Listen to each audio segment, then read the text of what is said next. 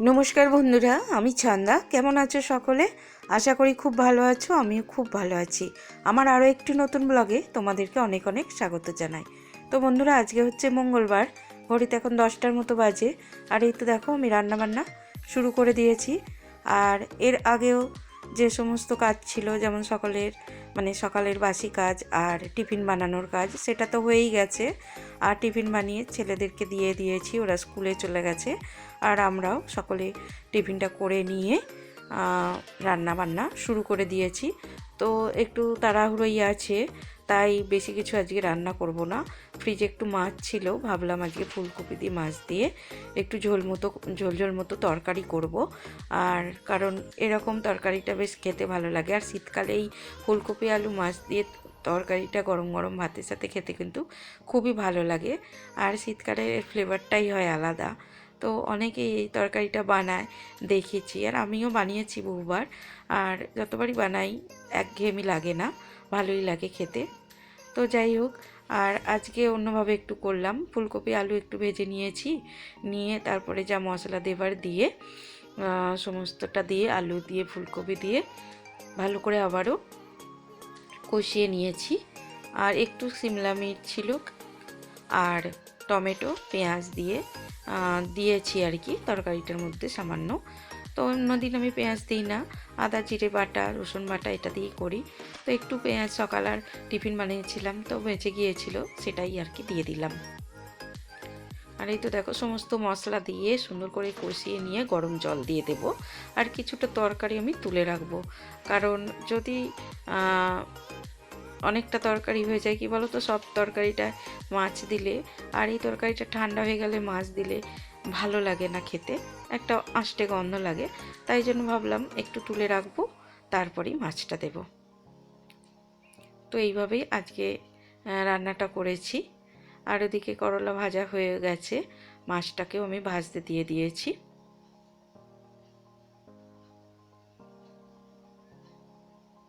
তো মাছটা ভাজা হয়ে গেলেই আমি ঝোলের মধ্যে দিয়ে দেবো, মানে কপি আলুর ঝোলের মধ্যে দিয়ে দেবো। আর এই তো দেখো, কিছুটা তরকারি আমি তুলে রাখছি আগেই, তারপরেই মাছগুলো দিয়ে দিলাম। একটু ফুটে উঠলে গরম মশলা দিয়ে নামিয়ে নেব। আর তারপরেই আমার সমস্ত কাজ কমপ্লিট করে, রান্নাঘরের মাজা ধোয়া মোছা সমস্ত কাজ করে তারপরেই আর কি স্নান করে নিয়েছিলাম, ঠাকুরের সেবাটাও দিয়ে দিলাম। কারণ শাশুড়িমাকে বলেছিলাম, কিন্তু তিনি পারলেন না বলে আমি দিয়ে নিলাম। আর হাতে একটু সময় ছিল, তো বর্মশাই তখন আসেনি। আর সকালে তেমনভাবে ব্রেকফাস্টটা করা হয়নি, একটাই মাত্র স্যান্ডউইচ খেয়েছিলাম, কারণ আজকে সেটাই বানিয়েছিলাম ছোটো ছেলের আবদারে।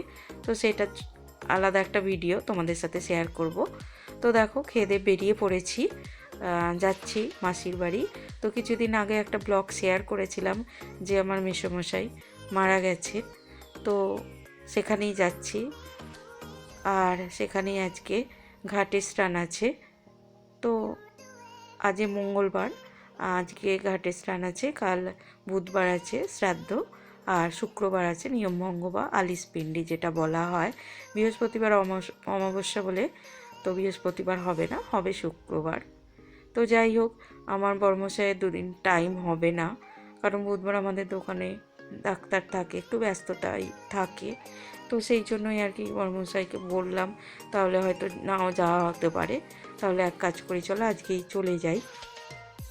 তো দেখো, আমরা চলেও এসেছি মাসির বাড়ি। আর এসে দেখলাম যে বাড়িতে শুধুমাত্র মাসি ননদ আছে, আর বাড়িতে কেউ নেই, কারণ সকলেই গেছে গঙ্গার ঘাটে, সেখানেই আর কি। আর এখানে শহরে তো আর সেইভাবে গ্রামের মতো পুকুরে স্নান নেই, তাই অগত্যা ওদের গঙ্গায় যেতে হয়। সেখানেই মেসোমশাইয়ের যা কাজ সেটাই করা হচ্ছে। আর বিশেষ কেউ লোকজন আজকে ছিল না। আমার দুটো মামিমা এসেছিল, মাসিমা এসেছিল একটা, আর আমরা গিয়েছিলাম। আর এই তো দেখো, আমার মাসিমার বাড়ি, এটা হচ্ছে পুরনো বাড়িটা। আর সামনে যে বাড়িটা দেখছো, এটা কিছুদিনই হলো করেছে। তো আমার দিদি এসেছে, তো ওকে ফোন করেছিলাম যাবার জন্য, না হলে ওরা আসা হতো না, ওর পায়ের সমস্যা হচ্ছে। তাই জন্য আর কি ওকে ফোন করলাম, জিজ্ঞাসা করলাম ও যাবে কিনা। তো বললো নিয়ে গেলেই যাব। তো নিয়ে এসেছি ওকে। তো যাই হোক, এই তো মাসিমারা যে নতুন বাড়িটা করেছে, এখানে আগে একটু বাগান মতো ছিল, সেটাই আর কি একটা ঘর, একটু বারান্দার মতো একটা বাথরুম করা হয়েছে। এখানেই মেসোমশাই শেষের কটা দিন এখানে এই ঘরটাতেই ছিলেন। এই ঘরটাতেই আর কি মেসোমশাই শেষ নিঃশ্বাস ত্যাগ করেন আর কি। আর এই তো মেসোমশাই ছবি একটা রয়েছে, এটা অনেক পুরনো ছবি যদিও।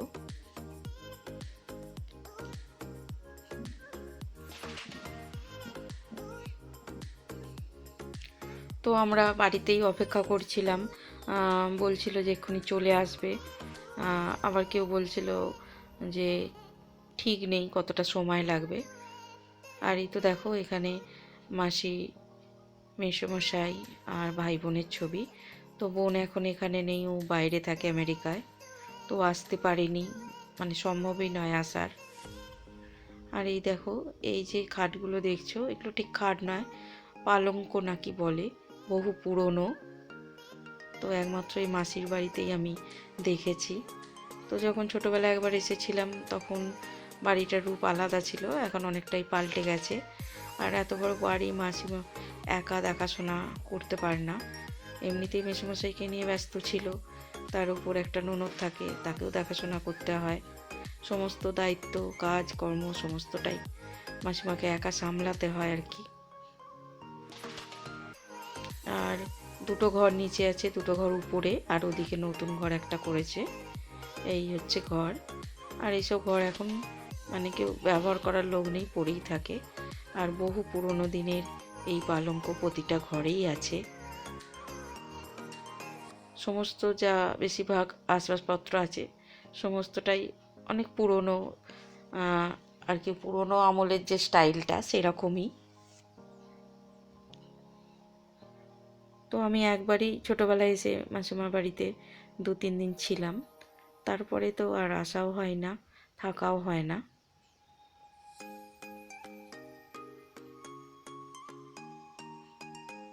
তো এই দেখো, এই যে আলমিরাগুলো দেখছে বা আলমারিগুলো, শোকেসগুলো সবই কিন্তু একটু অন্য রকমের ছোঁয়া আছে, মানে একদম অনেক বছর পুরনো যে সমস্ত কাঠের আসবাবপত্র হতো সেই রকমই আর কি।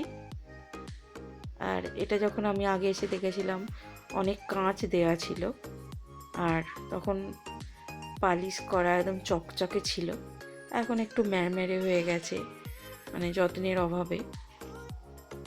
ঘরের রঙও সেরকমভাবে করা হয়নি। আসলে মেসোমশাই এইসব দিকে ধ্যান খুবই কম দিতেন। দোকান আর ঘর বাড়ি ছাড়া তিনি কিছুই চিনতেন না, মানে বাড়িতে আসতেন, খেতেন দিতেন, আবার দোকানে চলে যেতেন, এরকম আর কি। এ বাড়ির এক্সট্রা কিছু দেখাশোনার কাজ সমস্তটাই মাসিমাকে সামলাতে হয়। আর এই তো দেখো দোতলায় উঠে পড়েছি। দোতলাতেও একটা এই সাইড করে বাথরুম আছে, আর উপরে ওই দুটো ঘর, বারান্দা সেম যেমন নিচে তেমন উপরে। তবে ঘরগুলো বন্ধ ছিল বলে আমি আর ঘরের ভিতরে ঢুকিনি। একটা ঘরে মাসিমার ননদ থাকে, বড় ননদ, ওনার স্বামী সন্তান কেউ নেই, তো উনি প্রথম থেকেই এখানেই থাকেন।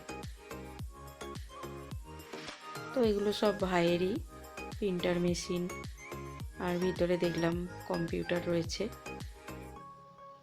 তো আমি আর ঘরের মধ্যে যাইনি, কারণ বাড়িতে কেউ নেই, ঘরে দরজা দেওয়া, যাওয়াটা ঠিক উচিত হবে বলে মনে হলো না। আর এই তো দেখো সিঁড়ি দিয়ে একেবারে 3 তলায় উঠলাম, কিন্তু তালা দেওয়া ছিল বলে আবার নেমে পড়লাম। তো 3 তলায় উঠলে শহরটাকে ভালো করে দেখা যেত। তো যাই হোক, এখানে দেখো আমার মাসিমার ননদের বাড়ি, মানে ছোটো ননদের বাড়ি, উনি মাসিমার বাড়ির কাছেই বাড়ি করে আছেন। তো আর এইখানেই আলিশ পিন্ডির দিন যে লোকজন, আত্মীয় পরিজন আসবে, খাওয়া দাওয়ার ব্যবস্থা এখানেই হবে আর কি। এইটুকুই প্যান্ডেল করা হয়েছে। আর ইনি হচ্ছেন মাসি, ছোট ননদ। তো দেখো আমরা গঙ্গার ঘাটে চলে এসেছি, কারণ অনেকক্ষণ প্রায় আধ ঘন্টার মতো অপেক্ষা করলাম, তখনও আসছে না দেখে ভালো লাগছিল না বসে থাকতে, তাই আমরা সিদ্ধান্ত নিলাম চলেই আসি। আর এই যে হচ্ছে আমার মাসিমা। তো পুরোপুরি রূপ চেঞ্জ। আসলে মেয়েদের শাঁখা সিঁদুর চলে গেলে তার যে সৌন্দর্য সেটাই নষ্ট হয়ে যায়। তার উপরে কিছু কটা দিন একেবারেই প্রচুর পরিশ্রম, চিন্তা ভাবনা, কাজকর্ম সমস্তটা সেরে হয়েছে। মানে 10-15 দিনের মধ্যেই মাসিমাকে যেমন আরও বয়স্ক লাগছে, ক্লান্ত তো আছেই। তো দেখো এখানে আমার ছোটো মামি লাল শাড়ি পরা, আর ওটা আর একটা আমার মাসিমা, আর এখানেও আমার বড় মামি রয়েছে, মেজো মামা আছে, আমার বড়মশাই, দিদি, আমি। তো সকলে একটু ভিডিও করে নিলাম সবাইকে, পরে যাতে দেখতে পাই আর আমার ভিডিওতেও শেয়ার করতে পারবো, তাই আর কি। তো আমরা গঙ্গার ঘাটে অটো করেই এসেছিলাম, আমাদের গাড়ি করে আসিনি। তো যে অটোটাতে মাসিমা ভাই চলে গেছে সেই অটোটাই আবার ব্যাকে আসবে, তাই অপেক্ষা করছিলাম। তো মাসিমা বলল গঙ্গার ঘাট থেকে একেবারে খালি মুখে যেতে নেই, তাই অগত্যা আবার মাসিমাদের বাড়ি আমাদের যেতে হলো। একটু মিষ্টি জল খেয়েই আমরা আবার বাড়ির উদ্দেশ্যে রওনা দিলাম। তো বন্ধুরা, আজকের ভিডিওটা তাহলে এখানেই শেষ করলাম। সকলে খুব ভালো থেকো, সুস্থ থেকো। দেখা হচ্ছে আবারও নতুন একটা ভিডিওতে।